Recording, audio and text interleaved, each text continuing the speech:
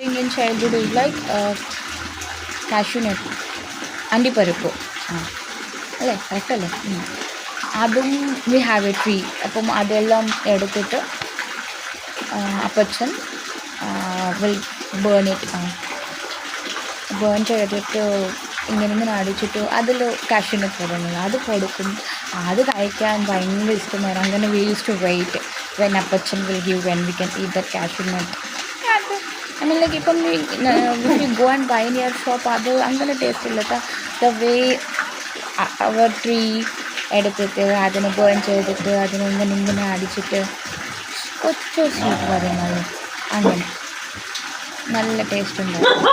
പിന്നെ my favourite thing കപ്പലണ്ടി യാ I mean I think എല്ലാ പ്ലേസിലും അങ്ങനെ കപ്പലണ്ടി ഒരു ഗ്ലാസ്സിൽ every shop, I mean many shops you can find a glass with bowl, you can find കപ്പലണ്ടി they will give you and you can eat.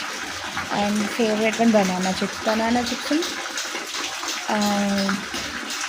ഷോപ്പിൽ banana chips അത്ര taste കാണത്തില്ല. വീട്ടിൽ ചെയ്ത് അതെന്തുവാ ബനാനയുടെ പേര് ഏതാണ്ടുണ്ട് ഫോർഗോട്ട്, നേത്തപ്പഴം അതെ ഇങ്ങനെ. പിന്നെ all time favourite is like കന്നി ചക്ക വേവിച്ചിട്ട് ചോറും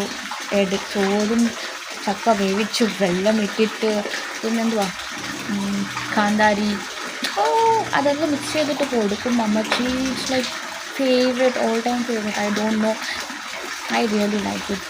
പഴങ്കഞ്ഞി. many things are there during like childhood memories.